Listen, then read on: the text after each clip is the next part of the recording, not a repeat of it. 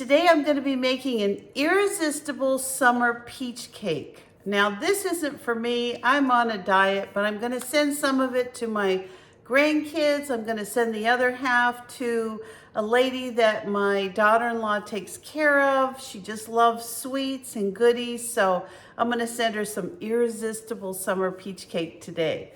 So let's get started. Now, these are my peaches. So these are just a few of the peaches that I picked yesterday, and I'm not exaggerating. These things are so delicious and so good, and they're also so ripe.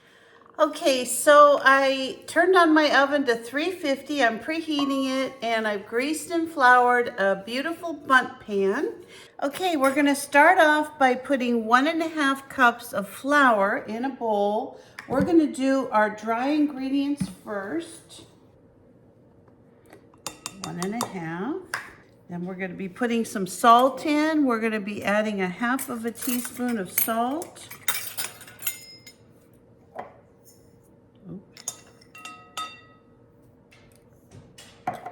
We're gonna be adding 1.5 teaspoons of baking powder. And then we're gonna be adding 1/2 teaspoon of baking soda. All right, now we're just gonna give those things a good stir.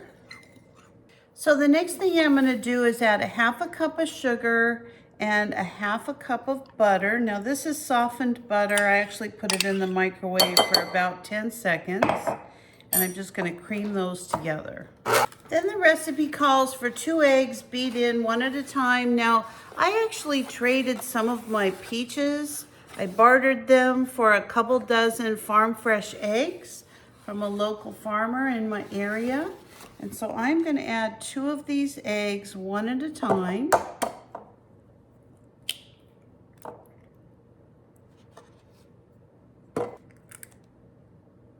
Then we're just gonna add a little bit of vanilla extract. Now we're gonna mix our wet and our dry ingredients together, and we're gonna alternate. The recipe calls for 1/2 cup of sour cream. I didn't have it, but I oftentimes will substitute low-fat cottage cheese, and all I do is run it through my food processor for about a minute or two, and it's very easy substitute if you don't have sour cream on hand.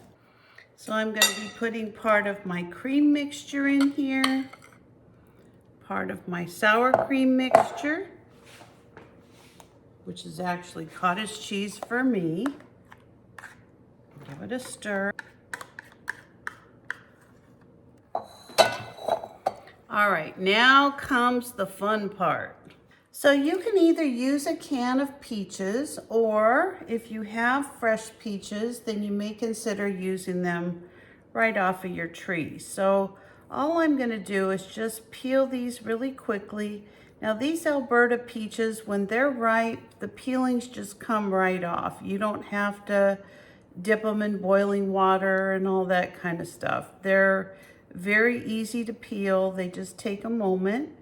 So what I'm gonna do is just kind of peel these. Now, if you have canned peaches, you'll wanna drain them and chop them up into small pieces, and I'll show you about the size that I like to do. Okay, so you wanna see a little bit of peach in your cake.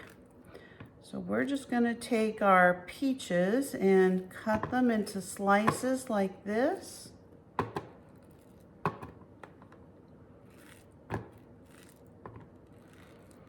And then I just kind of chop them into 2 or 3 pieces, sometimes 4. It just depends on the size of the peach.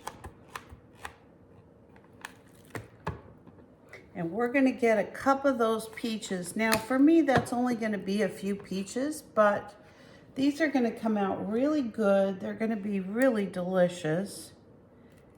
And the other thing is, this recipe is gonna call for 2 to 3 tablespoons of peach juice. Now, we're not gonna have that from this recipe, but I'm gonna show you a little secret on how to get juice from your peaches, from fresh peaches.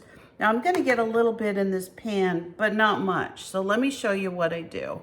Now, I'm gonna take about 1/2 teaspoon of sugar, And I'm just gonna, while I'm chopping my peaches, I'm just gonna put this right over the top of these peaches. And I'm just gonna let them sit and macerate, because that is gonna bring out the juice in these peaches while we're sitting here taking care of our peaches. Okay, I let these sit for about 6 or 7 minutes, and look at this juice from these beautiful peaches.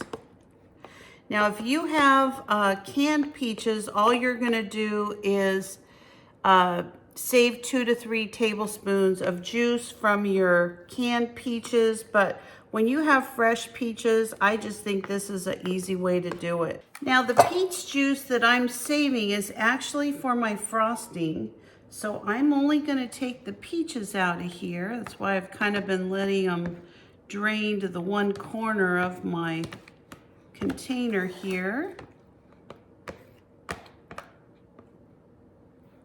So I'm just gonna take these out and put them right into the cake. All right, there's my juice for my frosting. And I'll show you how to do that a little bit later. So all we're gonna do is mix these items together, our cake batter and our peaches. And this is actually gonna make your cake batter a little bit more smooth. This was kind of a thick cake batter until you add the peaches. All right, I'm just going to pour my peach cake into my, actually I'm probably gonna more scoop it into my bundt pan.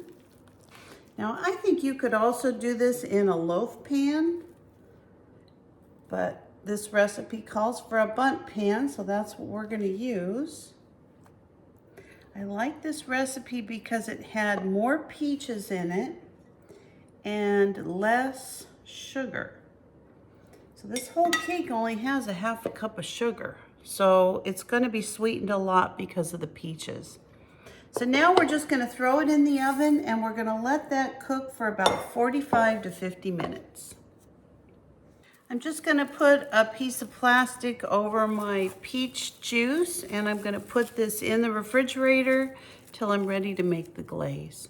The next thing I'm gonna do while I'm waiting for my peach cake to cook is that I'm gonna start peeling some of these peaches, and then I'm going to freeze them. I've just found that this is a great way to preserve my peaches. Now, I also can these peaches.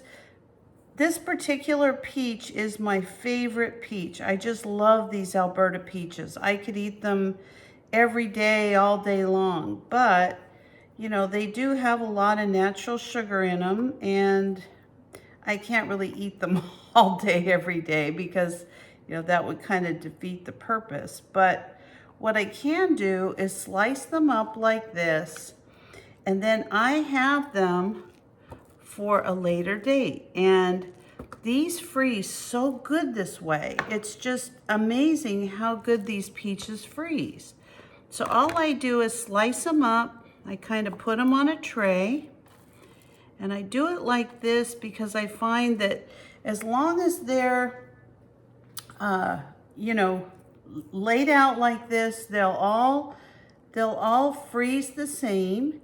And then what I do is just put them in a Ziploc bag, or sometimes I put them in a food saver bag if I know I'm not going to be using them within 3 to 6 months.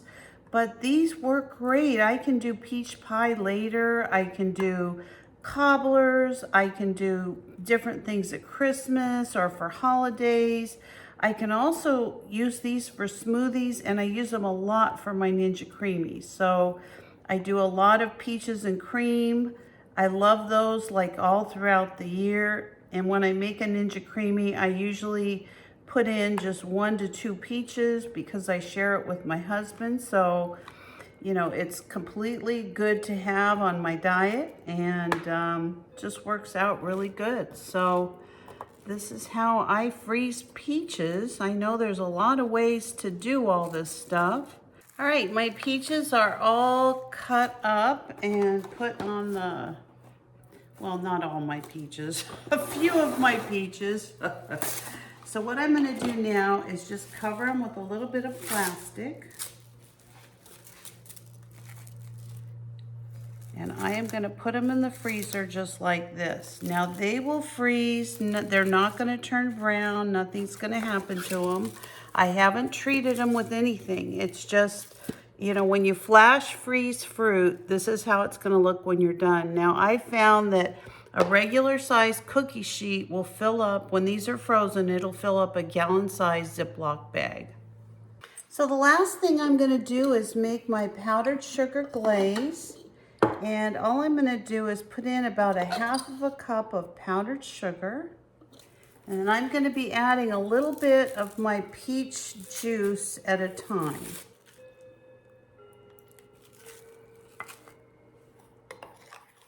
Just gonna give this a stir. Now I want this to be a really nice soft glaze. I don't want it, I'm not making a thick frosting. I'm making a glaze that's gonna go over the top of the cake. So I want it thin. I don't want it real thick. I'm gonna set this aside. My cake is almost done. So as soon as it comes out of the oven, we actually put our glaze on hot. So our cake is done, and I'll be honest with you, this was very hard to get out of the pan. I never have that problem, but everywhere where the peaches touched, it actually kind of, those were the parts that were hard to get out. So it's not the best looking cake, but I'm gonna fix it with my glaze. I've got my peach glaze all ready to go. It smells wonderful. I'm sure it tastes even better. And so all I'm gonna do is take this glaze and just drizzle it all along the top of the cake. And hopefully I can kind of mask some of this part that kind of pulled off funny.